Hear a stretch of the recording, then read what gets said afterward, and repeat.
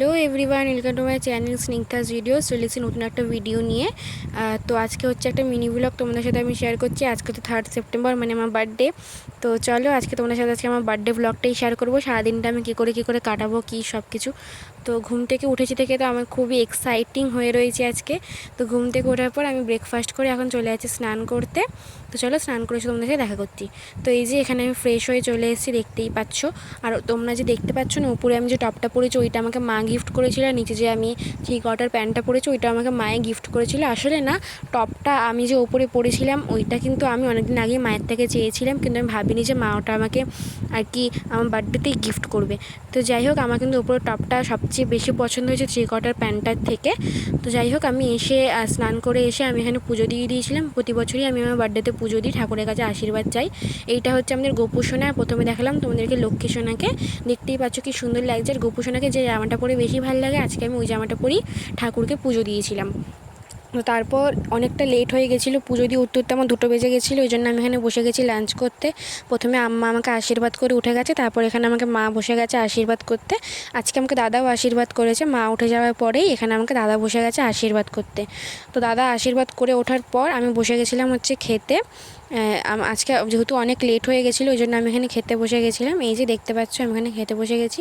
মা আমাকে একটু ভিডিওটা ধরে দিচ্ছিলো যে আমি খাচ্ছি ওই ভিডিওটা করার জন্য। তো যাই হোক, খেয়ে উঠে আজকে আমি টিউশন গিয়েছিলাম। আর টিউশন থেকে আমি এখানে চলে এসেছি। তোমরা দেখতে পাচ্ছ এসে না প্রচুর গরম লাগছিলো, যেহেতু সকাল থেকে একটা জামা পরা রয়েছে স্নান করে উঠেছি থেকে।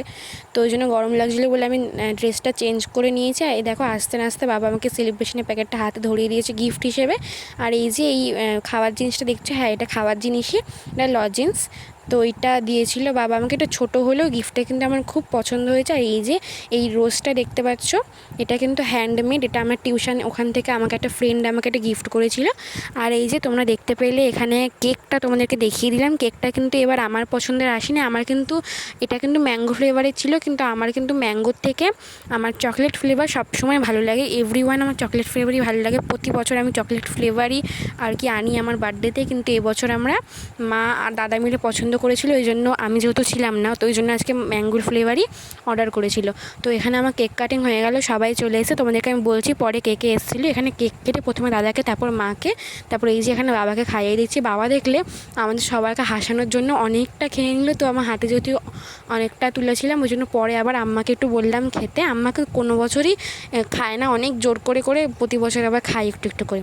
তো এখানে হাত থেকে নিয়ে খেয়ে নিল। তো এবার তোমাদেরকে বলি কে কে এসছে আমাদের কাছে আজকে। তো এই যে এখানে প্রথমে দেখিয়ে দিচ্ছে দাদা, এই যে প্রথমে যে বসে আছে দেখতে পাচ্ছ, ও এসছে হচ্ছে সুপ্রীতি। তারপর এসছে হচ্ছে তনা, আমার অল টাইম বেস্ট ফ্রেন্ড অভিপসা। তো তারপরে বসেছে নন্দিনীর ভাই এসেছিল। তারপরে ওই যে ওটাকে দেখতে পাচ্ছ, ওটা হচ্ছে আমার ভাই। তারপরে এদিকে বসেছিল হচ্ছে আমার একটা দিদি পাশের বাড়ির, নন্দিনী দিদি। তো আজকের মতো এটুকুই, টাটা।